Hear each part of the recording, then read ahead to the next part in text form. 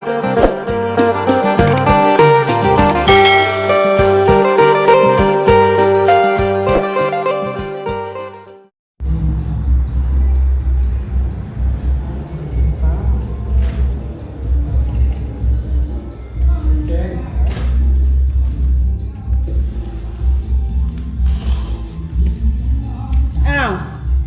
มาได้เองวะนี่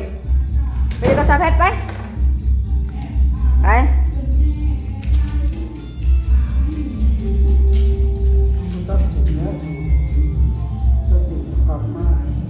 ยังเอาแน่ตก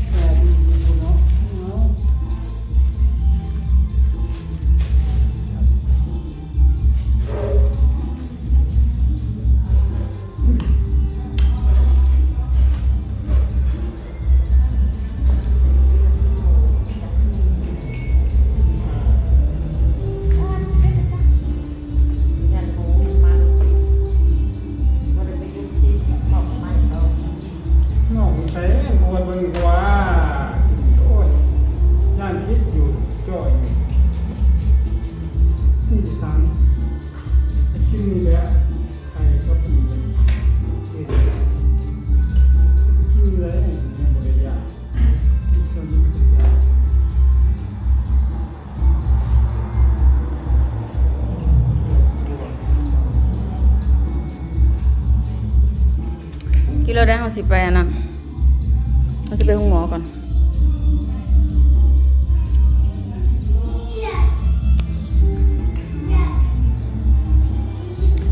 พี่น้องนังสะแพงก็เห็ดอยู่เห็ดกินเนี่ยพ่อทำแม่เรียบร้อยแล้วนะพี่น้องเนาะอันนี้เป็นกินเฟอพี่น้องจะแซ่บอันนี้เป็นกินข้าวเปียกขาวสองเพิ่น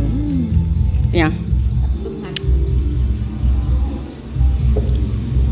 กินก่อนพี่น้องสะแพงว่าสิไปห้องหมอพี่น้องเอ้ยไปเยี่ยมน้องแต่เพิ่นก่อนนะพี่น้องเนาะจักบะจักคาพี่น้องว่าเป็นอะไรไปทำไทยเพิ่นก่อนเห็นนะลุงคลิปว่ายังบ่ได้ผ่าตัดยังบ่ได้ใส่เล็กใส่ลานะพี่น้องเนาะอยู่กินเรียบร้อยแล้วพี่น้องสะแพงก็สิไปเจาะเพิ่นก่อนสะแพงก็ฮอดหมอแล้วพี่น้องเอ้ยไปรออยู่ในสะแพงก็ซื้อมีข้าวแล้วก็มีหมูตุ๋นนะพี่น้องที่ซื้อมาฝากพ่อเพิ่นนั่นแหละที่สั่งมาเพิ่นย่านเพิ่นบ่มีแนวอยู่แนวกินนะพี่น้องเนาะลุงกันแม่งนะพี่น้องหนา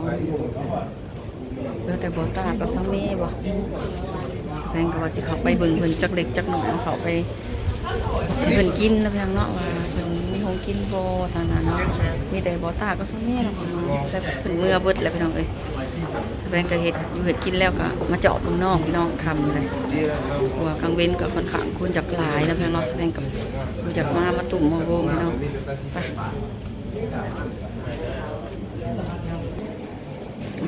ไปสบายดีเลยสบายดีคนเมื่อเบิดแล้วเนาะเว้นนี่หลายคนบ่ฮะจมใหญ่ที่เข่าอยู่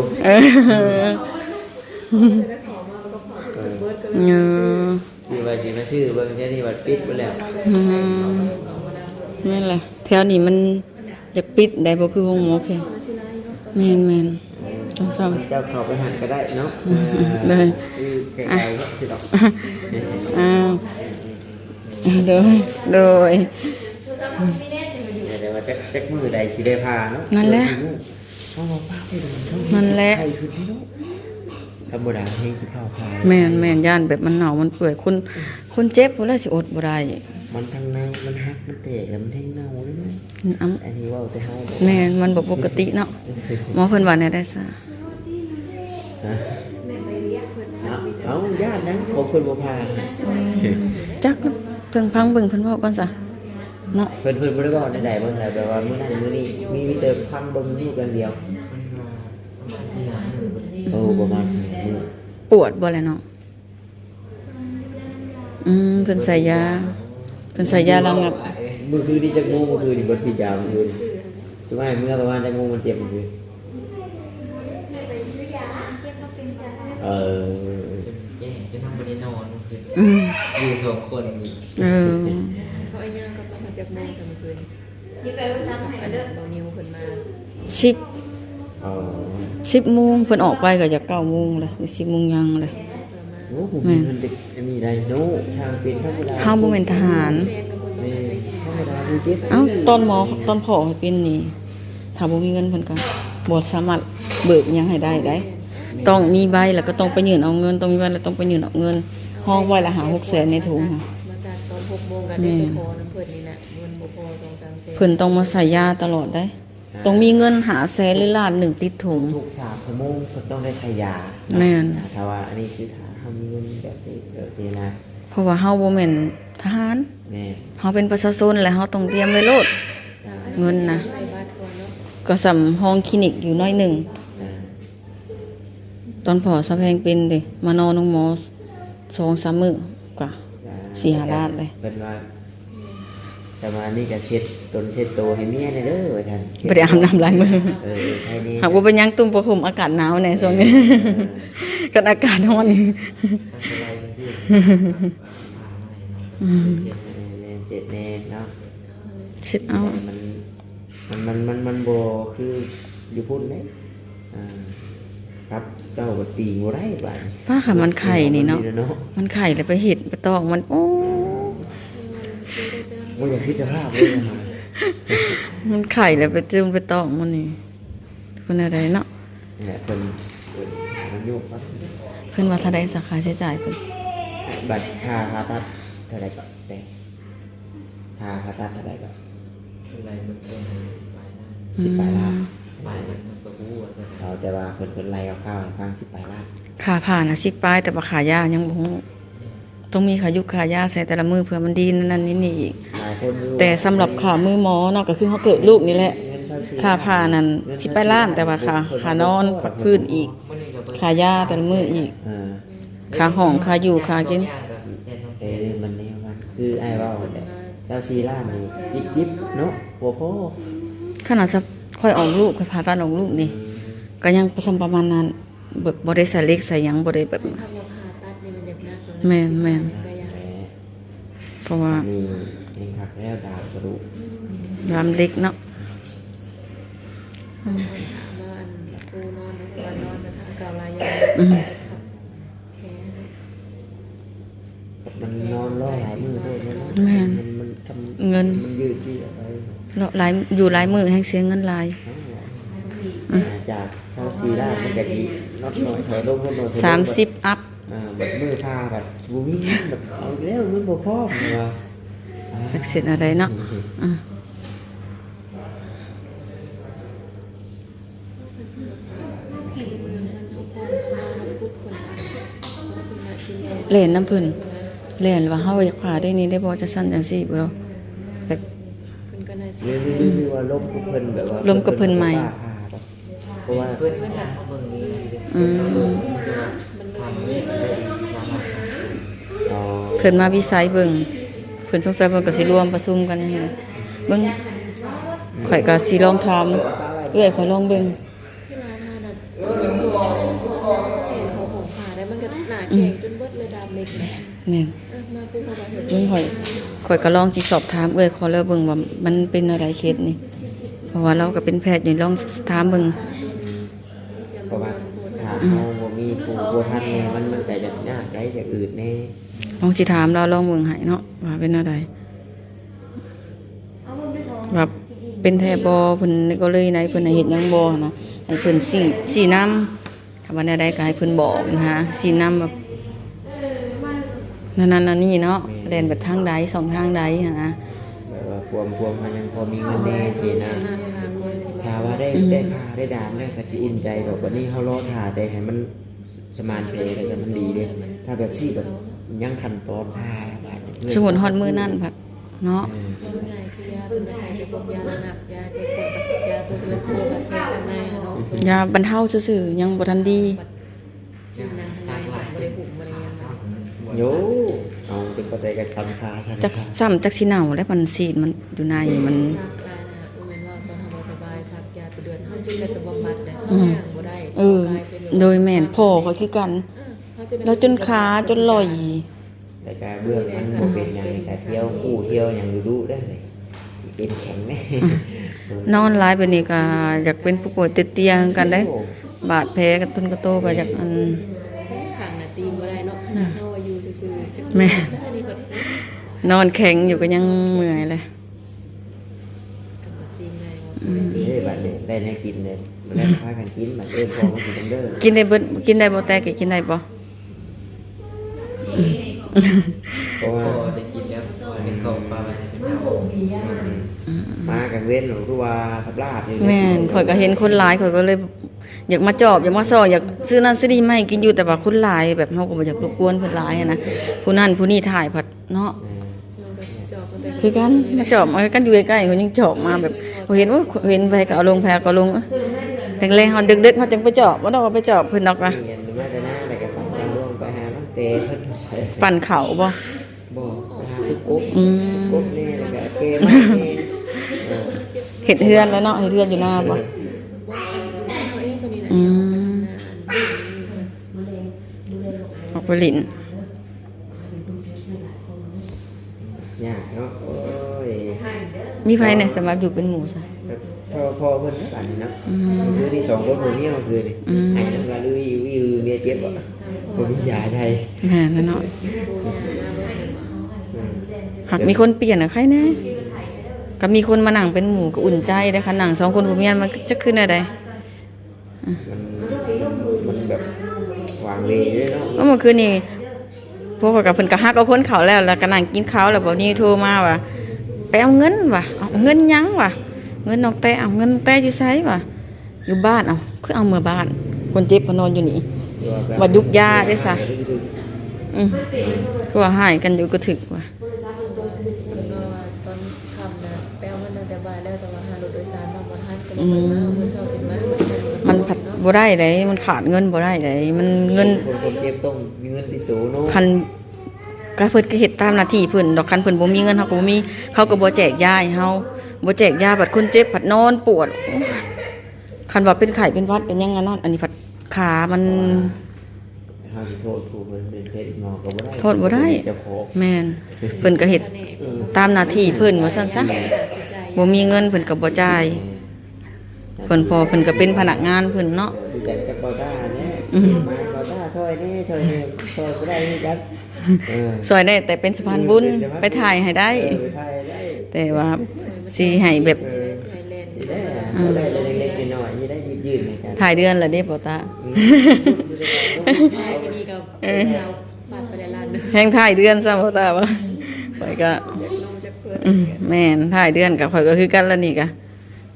โอ้ยคือกัน ใหญ่บัดมันคือเอากินห้างแม่บัดเบิ้ลหลายเด้อ ไรแล้ว อืม หลาย กินหลาย ทิศละแก๊ส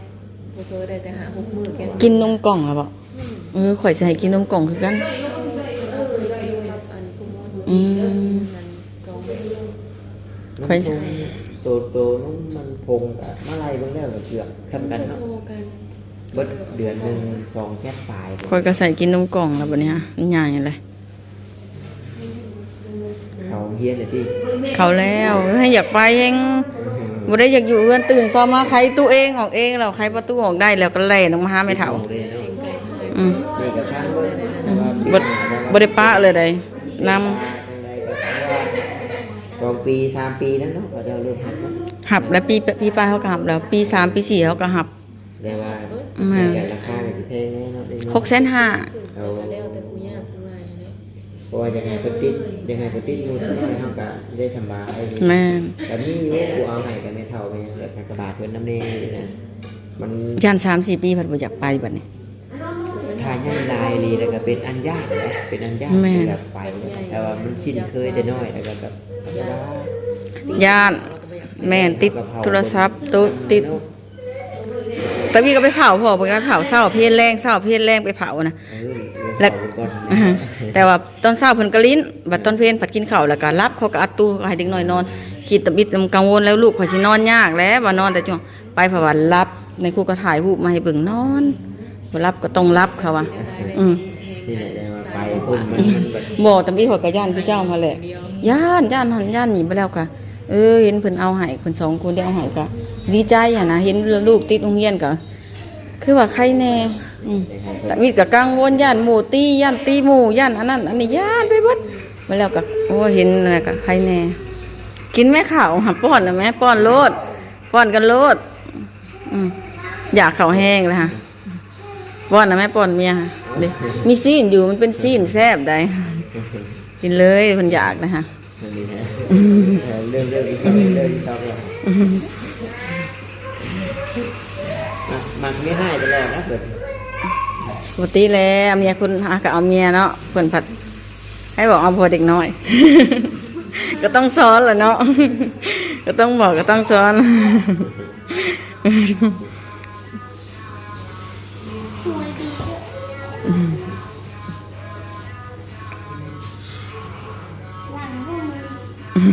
เฮ้ย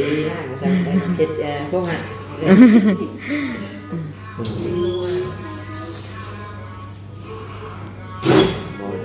มันอยู่เพลงอยู่ไงว่าช่วงนี้เขาบอกเจ็บว่าเขาเพิ่มได้เนาะอันนี้แบบ ขอเลยบอก เป็นพี่ พับเลย เป็นตีมูได้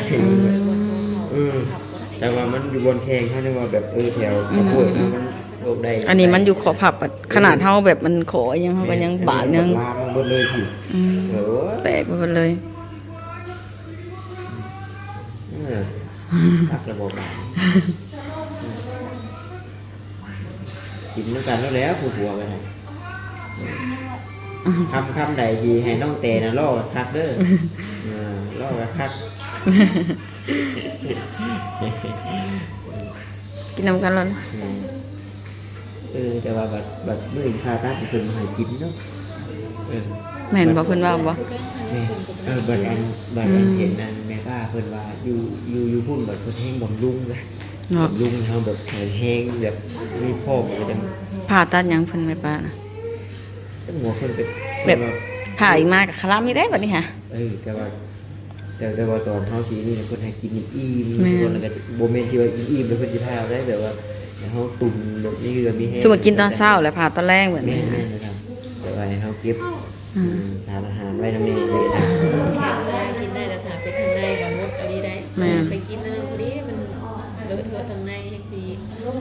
เป็นของสะอาดใหญ่สาเหตุที่เพิ่นให้อดนั่นคือ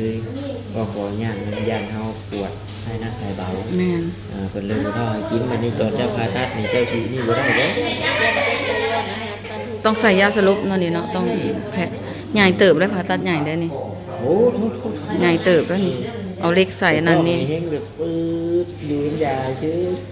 เห็นตอนเพิ่นให้โอ้ยขนาดเฮาวันมีดปาดได้หนึ่งก็ยังปลุกบ่ยอเพิ่นว่าแต่ว่าเจ็บได้ลูกก็นี่ว่าลืมไปว่าเพิ่นทันได้ลูกมีแต่น้องเนาะโอ้ยน้องเพิ่นก็ยังน้อยอยู่น้องมาแล้วบ่มาแล้วพอบ่เพิ่นบ่ให้มาได้เพิ่นญาติน้องท้องใหญ่เพราะว่าก่อนญาติเนี่ยก่อนสิเป็นกับไปส่งน้องเด้ญาติเป็นนั่นเป็นนี่เนาะเพื่อไปอยู่ไทยกับคือว่าเนี่ยมันคือภาพวัดอีกศาสนาหนึ่งทีนะเป็นแบบศาสนาหนึ่งอันนี้กับโบเมนว่าก็ศาสนานั่นศาสนานี้บุรีดอกมันนี่ตามที่ครูเพิ่นเข้ามานับถือไผนับถือมัน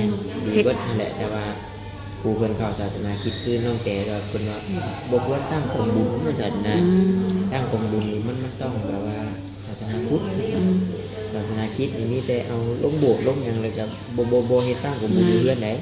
เอาลงไปโบสถ์แล้วก็ให้เฮ็ดอยู่โบสถ์เฮ็ดอยู่วัดแบบเฮ็ดแต่โบสถ์อย่างเดียวบ่เฮ็ดอยู่เฮือนแล้วก็ให้อาจารย์เพิ่นมาสวดมาหยังแล้วก็เรียกว่าอยาก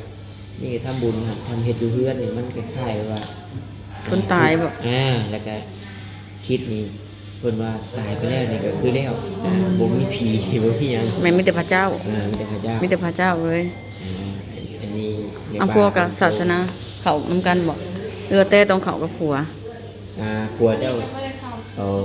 เจ้าก็ต้องเข้ากับผัวเจ้า เขาพูดตั้งแต่ไหนมา เราพูดอยู่แล้วเจ้าผัด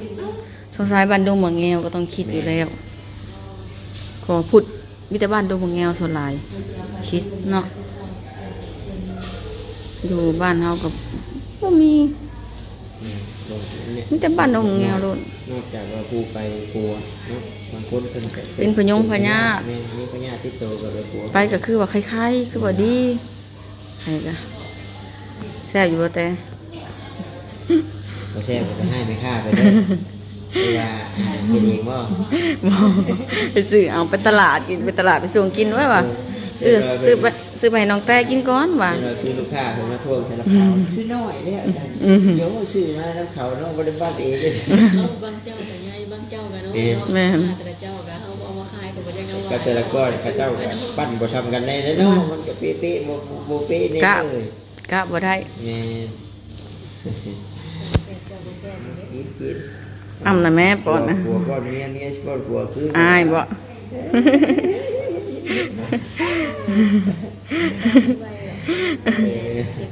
เออ ดีไว้อยู่ดอกแบบนี้ฮะถ้าผ่าตัดมาแล้วนี่ก็คือสิมีแห้งอันนี้ยังว่ายังรอ ชอบไว้เด้จังเลยบัดเขาปักหวันเลย อืม ก้อนพริกก้อนเกลือได้ ไก่เลยเนาะ อืมเป็นอย่างบางคนคือป้อนพริกป้อนเกลือเนาะคนคือบ่ป้อนรับ เข้าห้องว่า มีชีวิตมันต้องมีหวาน มีเผ็ดมีเค็มเขาว่านั่นๆในชีวิต ครบรส จะจนหนังในจะหนังในของหอเจ้าสิจ้ำไงพอจะกินเจ้าสิจ้ำเกลือหรือเจ้าสิจ้ำน้ำตาลแบบนี้ หรือจะเอาหมกเผ็ด จื้อได้ว่าผู้ใหญ่เฝ้าเอิ้นถึงไปอันเครื่องสุมาแล้วก็จับๆยัดๆเข้าไป แล้วก็มีหมักพริก มีหมกเผ็ด ผง มีเผ็ดเกลือเขาห้องว่าชีวิตความหักมันมีเค็ดมีเผ็ดมีเค็มแล้วก็มีหวานแบบนี้นางตามที่ พริกเกลือกินเกลื เอออาจจะแบบนั้น กิน บ้า ข้าวน บ้านไอเตี้ยค่ะเห็นพริกนิดหน่อยเนาะมันบอกคือเห็นพริกผง การพริกเป็นนัวระบบ มาพริกไปหน่อยก็มีมาพริกพงก็มี นี่กับปีน้ำท่อมเนาะ ขับปุ่นนะ ว้าวเลยกิน สบายดีโดยพากันมาแต่ไสกินข้าวแล้วบ่โดย มันกิน เอาอย่าง สบายตามสบาย น้ำบ่ ไปหาน้ำบ่ไปเนาะ เป็นแผล สิแบบน้ บ่เป็นนอนอยู่นอก ำ แล้ว โอ้ ไปบริจาคเลือดให้ยุ่ง ต้องเป็นเอาอีก คนแห้งบ่มีเงินว่าเด้อเย็นบริสุทธิ์มันลมเด้อ อะไรได้บอกพริกกังหนึ่งป่ะ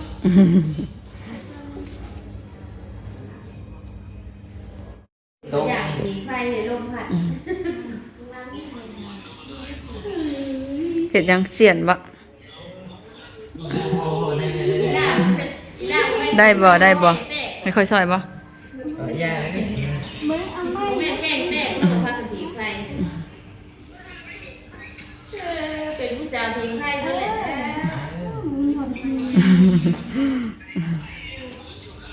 อิ่มแล้วบ่เขาฮะ จะได้แข้งผู้สาวสิไล่เป็นถ้วยอยู่แล้วมันสู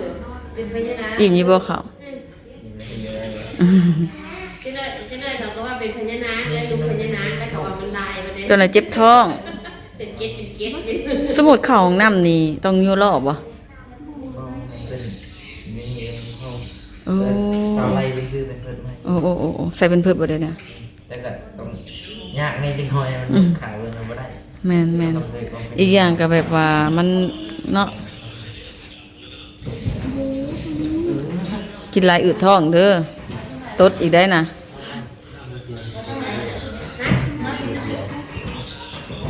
พี่น้องสแปงกับอาสิคอปิดคลิปแล้วมื้อนี้มาเยี่ยมยามน้องสบายดีน้องเนาะปิดคลิปแล้ว อยู่ร้อยเก้า เข้าไวๆบ่ไหวแล้วเนาะยังบ่ได้เข้าห้องผ่าซ้ำ เข้าเดียวเลยมันได้ผ้าเขากันมีไง แม่นเอาโล่งใจ อันนี้ยังคาอยู่พี่น้องเนาะพี่น้องสแปงกับสิคอปิดคลิปแล้วนะพี่น้องเนาะวันนี้ได้มีโอกาสมาเยี่ยมมายามน้องเพิ่นเจาะมายามแรงอะไรพี่น้องเอ้ยเพราะว่าสแปงก็อยู่ใกล้แน่เพิ่นเอาข้าวเอาน้ำมาให้เพิ่นกินนะพี่น้องเนาะว่าญาติเพิ่นบ่มี เขามือน้ำมากินบ่มีทางซื้ออะไรพี่น้องเลยเพอเพิ่นกับอยู่น้ำกันเผาตลอด24ชั่วโมงสุดท้ายนี้ก็ขอขอบคุณขอบใจน้ำพี่น้อง FC คือเก่าเนาะพี่น้องที่เข้ามากดไลค์กดแชร์ครับชมคลิปตะเพงโดยที่บ่ขามโฆษณาน้ำพี่น้องผิดพลาดประการใดว่ายังบ่ถึกบ่ต้องยังบ่จบบ่งามในคลิปนี้ก็ขอโทษขออภัยพี่น้องไปแล้วเจอกันในคลิปหน้าพี่น้อง